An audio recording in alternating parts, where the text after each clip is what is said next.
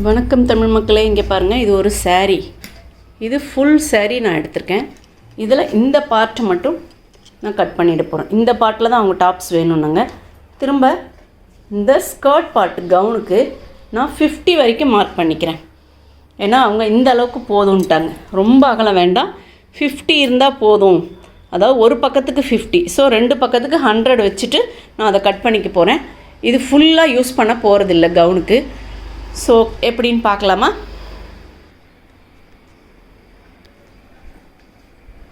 So பாருங்கள், இதை தனியாக கட் பண்ணிட்டேன். அப்படியே இது 50 இதோடு வருது, 50 இன்ச்சஸ்.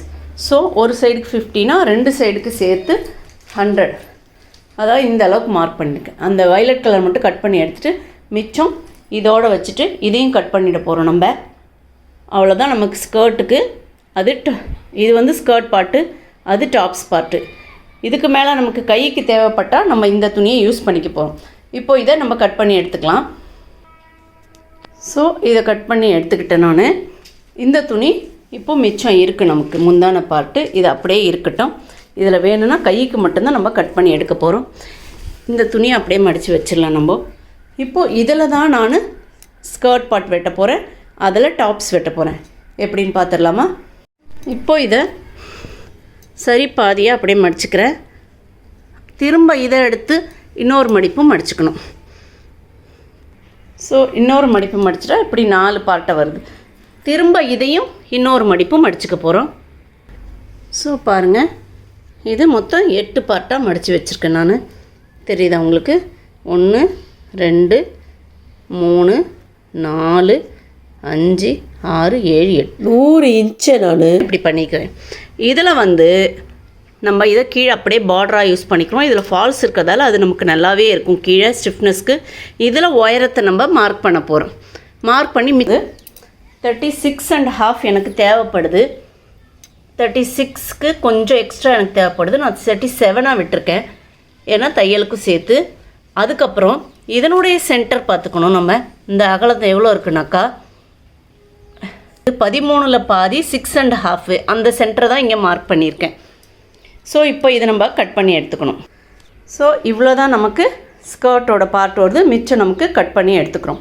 இந்த சென்டர்லேருந்து சமமாக அந்த பக்கமும் இந்த பக்கமும் வைக்கணும். ஸோ 8 பார்ட்டு நமக்கு வேஸ்ட் 40 வருதுங்க. 40நாக்கா ப்ளஸ்ஸு கொஞ்சம் எக்ஸ்ட்ரா சேர்த்து 42 வச்சுக்கிறேன். 42 டிவைடட் பை 8 நம்ம 8ஆக பிரிக்கணும். 8ஆக பிரித்தோம்னா அது 5.25 அப்படி வருது.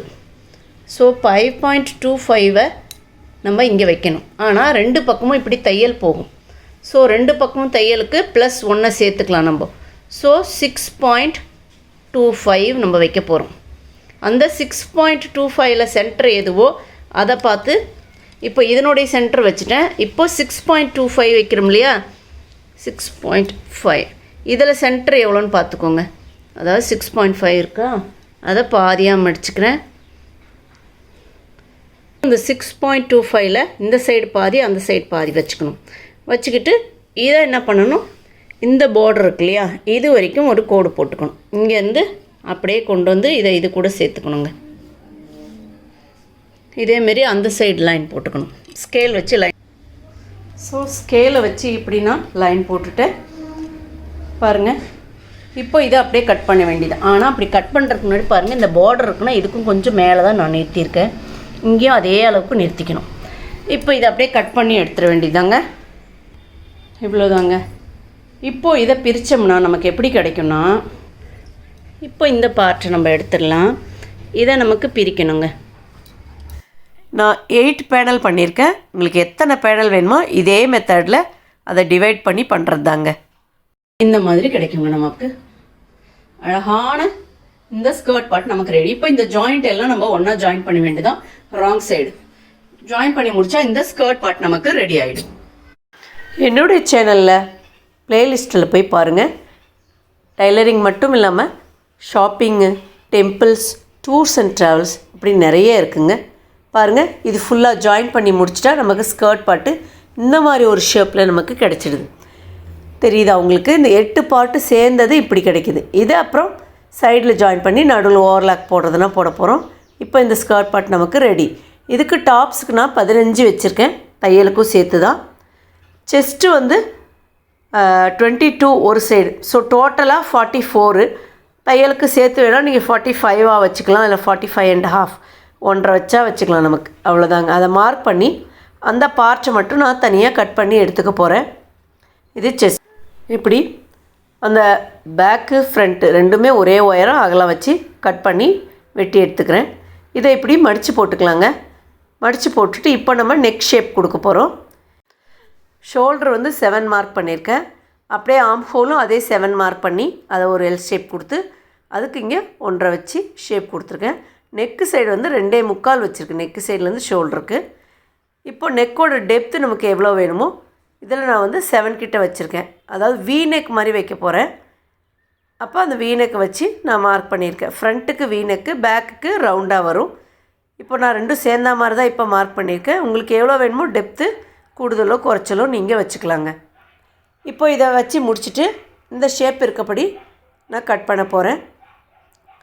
இங்கே பாருங்கள், இதுக்கு வந்து ஜஸ்ட் அப்படியே வி மாதிரி கட் பண்ணிக்கிறேன். அதுக்கப்புறமா நம்ம ஷேப் கொடுத்துக்கலாம். பேக்குக்கு ஸ்லீவ் ஒரு சைடில் அப்படியே சேர்த்து தான் ஒன்றா கட் பண்ணணும். இப்படி ஸ்லீவ் கட் பண்ணி முடிச்சிட்டாச்சு. இதுக்கு மேலே ஷோல்டருக்கு நம்ம தனியாக செப்பரேட்டாக பிரிச்சுக்கலாம். இதுக்கப்புறம் இதை தனியாக பிரித்து இதிலேருந்து ஒரு பீஸ் எடுத்து தான் பேக் சைடு அது யூ நெக் மாதிரி ஜஸ்ட் அப்படியே மார்க் பண்ணிக்கிறேன் நான்.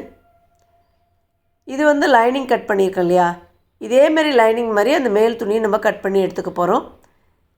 இதுக்கு ஆர்ம் ஹோலுக்கு கொஞ்சம் கைக்கு கொஞ்சம் நீங்கள் டெப்த்து கொடுத்துக்கணும். அது ஜஸ்ட்டு கொஞ்சம் தான் கொடுக்குறேன் நான். இந்த மாதிரி டெப்த்து குடிச்சு முடிச்சிட்டோம்னா நமக்கு ஃப்ரண்ட் பார்ட்டு ரெடி.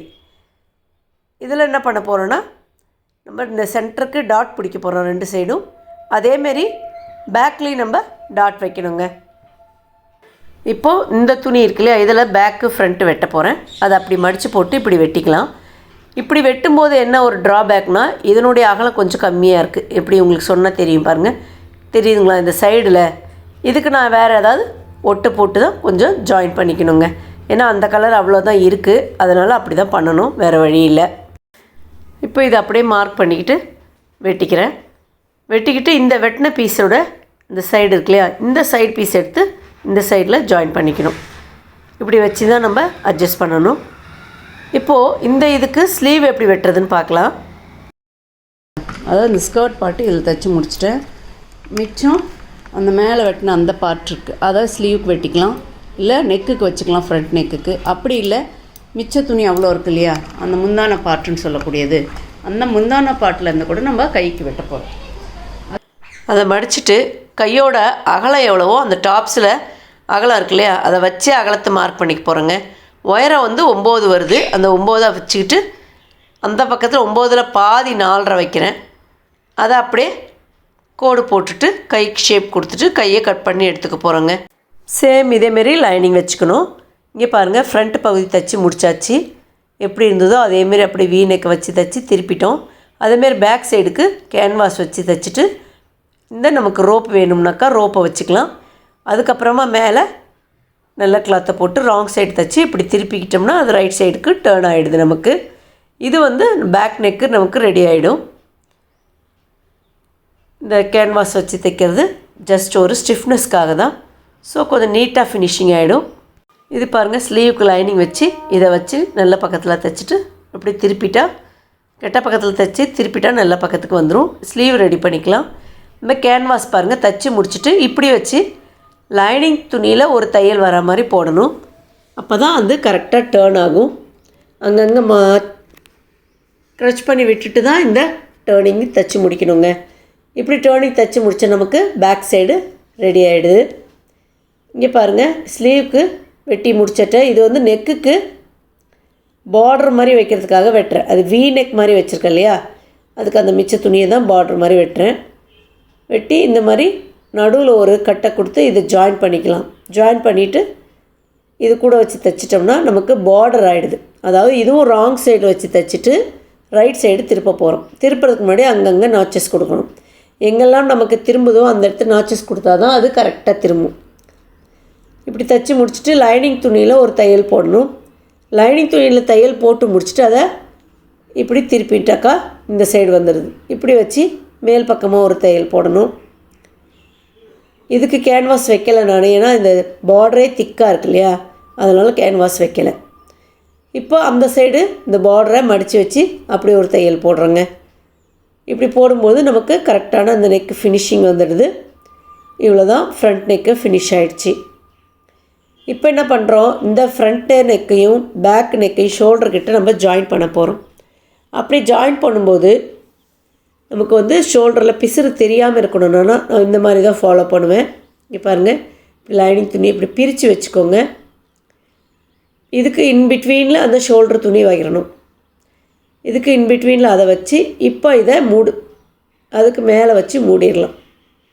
அதாவது பேக் சைட் பார்ட்டுக்கு இன்பிட்வீனில் ஃப்ரண்ட் சைடோட அந்த ஷோல்டர் பகுதி உட்கார்ற மாதிரி தைக்கணும். இப்படி வச்சு ஒரு தையல் போடும்போது அந்த பிசுரெல்லாம் நமக்கு உள்ளே போயிடும். இந்த இடத்த நம்ம ஓவர்லாக் போடணுங்கிற அவசியமே கிடையாது. தெரியுதுங்களா, எவ்வளோ நீட்டாக இருக்குது பாருங்கள். இது வந்து ஒரு தையலில் 2 தையல் போட்டு எடுத்துக்கணும். உங்களுக்கு காமிக்கிறதுக்காக நான் அப்படி பிரித்து காமிச்சேன். இதேமாரி 2 சைட் ஷோல்டரும் இதே மெத்தடில் தாங்க தைக்கணும். தைச்சி முடிச்சு கொஞ்சம் ட்ரிம் பண்ணிக்கோங்க, உள்ளே இருக்கிறது அது கொஞ்சம் நீட் ஃபினிஷிங் ஆகிடும். அவ்வளோதாங்க. இது ஷோல்டர். இது மாதிரி 2 ஷோல்டர் நீட்டாக ரெடி பண்ணிட்டோம். ஸ்லீவ் பாருங்கள், லைனிங் வச்சு முடிச்சாச்சு. இதில் ஃப்ரண்ட் ஸ்லீவுக்கு ஷேப் கொடுக்கணும். 2 ஸ்லீவை ஒன்றா வச்சு நான் ஃப்ரண்ட் ஸ்லீவுக்கு கொஞ்சமாக ஷேப் கொடுத்துக்க போகிறேன். இதுக்கப்புறம் ஷேப் கொடுத்ததுக்கப்புறம் இந்த ஸ்லீவ் பார்ட்டை நம்ம பாடி பார்ட்டில் அட்டாச் பண்ண போகிறோம். 2 ஒன்றா ஷேப் கொடுத்தாச்சு. அந்த ஷேப் கொடுத்தது ஃப்ரண்ட்டில் வர மாதிரி நீங்கள் பார்த்துட்டு அட்டாச் பண்ணுங்க. தெரியுதுங்களா, இப்படி இதில் வருது பாருங்கள், இது ஃப்ரண்ட்டில் இந்த ஷேப். இப்போது இந்த பாடி பார்ட்டில் நம்ம ஸ்லீவை அட்டாச் பண்ணிடலாம். பாடி பார்ட்டை வச்சு இதுக்கு இந்த சைட் ஷேப் வரணும். அதுக்கு முன்னாடி பேக் சைடு இந்த லைனிங் துணி இருக்கு இல்லையா, இதை அந்த துணியோடு நல்லா அட்டாச் பண்ணிடலாம். அட்டாச் பண்ணிவிட்டு இதில் நம்ம 2 டாட் வைக்கணும்னு சொன்னோம் இல்லையா, பேக்கில் ஃப்ரண்ட்டில், அதுக்கெல்லாம் நம்ம டாட் வச்சு முடிச்சுக்கணும். வச்சு முடிச்சுட்டு தான் நம்ம அட்டாச் பண்ண போகிறோம். இங்கே பாருங்கள், சென்ட்ரல்லேருந்து ஒரு 5 இன்ச்சஸ்க்கு ஹைட்டுக்கு நான் வைக்கிறேன். அதாவது ஷோல்டரோட சென்டரில். பேக்கில் எப்படி வச்சணும் அதேமாரி ஃப்ரண்ட்லேயும் டாட் வச்சு முடிச்சிடணும். பாருங்கள், வச்சு முடிச்சாச்சு எல்லா சைடும். இப்போ நம்ம ஸ்லீவை அட்டாச் பண்ணிடலாம். அதுக்கு முன்னாடி எக்ஸ்ட்ரா ட்ரிம் பண்ணுற வேண்டியதெல்லாம் ட்ரிம் பண்ணி முடிச்சுட்டு நான் இந்த ஸ்லீவோட சென்டர் பார்ட்லேருந்து அட்டாச் பண்ண போகிறேன். எப்பயுமே சென்டர்லேருந்து அட்டாச் பண்ணுறது கொஞ்சம் ஈஸியாக இருக்குது எனக்கு, அதனால் நான் பண்ணுறேன். இந்த ஒரு ஹாஃப் பண்ணிவிட்டு அதே இதில் ரிட்டர்ன் வந்துட்டு திரும்ப அடுத்த ஹாஃபு பண்ண போகிறேன். திரும்ப அதுவே ரிட்டர்ன் வரணும். ஸோ டபுள் தையல் ஆச்சு. எப்பயுமே ஸ்லீவ் ஜாயின் பண்ணும்போது டபுள் தையல் தான் போடணும், அது ப்ளவுஸ்க்காக இருந்தாலும் சுடிதாராக இருந்தாலும். ஸோ பாருங்கள், இது ஓவர்லாக் போட்டு வந்துட்டேன். இப்போ பாருங்கள், இந்த ஸ்லீவ் பார்ட்டு இந்த பாடி பார்ட்டோட அழகாக அட்டாச் ஆகிடுச்சு. இப்போ சைடில் நமக்கு கையிலேருந்து அப்படியே ஆம்ஃபோல்லேருந்து எவ்வளோ தையலோ அதை மார்க் பண்ணிக்கலாம். மார்க் பண்ணிக்கிட்டு அது மேலேயே அப்படியே ஸ்டிச் பண்ண வேண்டியதாங்க. இது ஒரு 2-3 மார்ஜின் விட்டு தான் நான் ஸ்டிச் பண்ண போகிறேன். கொஞ்சம் எக்ஸ்ட்ரா கேட்டிருந்தாங்க, அதனால் அது மாதிரி விட போகிறேன். இந்த மாதிரி இந்த பாடி பார்ட்டோட சைடில் நம்ம அட்டாச் பண்ணிக்கிறோம். இதை அட்டாச் பண்ணி முடிச்சுட்டு இத்தனை தையல் போட்டு முடிச்சிட்டோம்னா இந்த பாடி பார்ட் நமக்கு இப்படி தாங்க இருக்கும். தெரியுதா உங்களுக்கு? ஸ்கர்ட் பார்ட் இது, அதுக்கு மேல். இப்போ இதையும் நம்ம அழகாக பார்த்து ஜாயின் பண்ண போகிறோம். இதை ஜாயின் பண்ணி முடித்தா இந்த ஸ்கர்ட் பார்ட் நமக்கு ரெடி. அதுக்கு முதல் ஸ்டார்டிங்கில் கொஞ்சம் இப்படி வச்சுக்கிட்டு பின் வேணால் பண்ணிக்கோங்க. பின் பண்ணிவிட்டு இந்த டாப்பையும் இந்த ஸ்கர்ட் பகுதியை, இடுப்பு பகுதியை நம்ம ஜாயின் பண்ண வேண்டியதுதான். அந்த சைடில் மட்டும் கரெக்டாக வர மாதிரி வச்சுக்கோங்க. வச்சுக்கிட்டு பின் பண்ணிவிட்டு அப்படியே தைச்சிட்டே போக வேண்டியதுதாங்க. இப்படி தைச்சி முடிச்சிட்டோம்னா நமக்கு இந்த அழகான கவுன் ரெடிங்க. ஒரு சூப்பரான சேரீலேருந்து சூப்பரான கவுனை தைச்சி போடும்போது அதனுடைய சந்தோஷமே தனி தானே. இதை இப்படி டேர்ன் பண்ணி பார்த்துடலாம். சூப்பரான கவுன் நமக்கு கிடச்சிருங்க. என்னங்க, ரொம்ப ஈஸியாக இருக்குல்ல தைக்கிறது. நீங்களும் ஒரு வாட்டி ட்ரை பண்ணி பாருங்கள், அப்புறம் உங்களுக்கு தெரியும். இது வரைக்கும் என்னுடைய சேனல் சப்ஸ்கிரைப் பண்ணாமல் பார்த்தா ப்ளீஸ் சப்ஸ்கிரைப் பண்ணிவிட்டு பாருங்கள். தேங்க்யூ ஃபார் வாட்சிங்.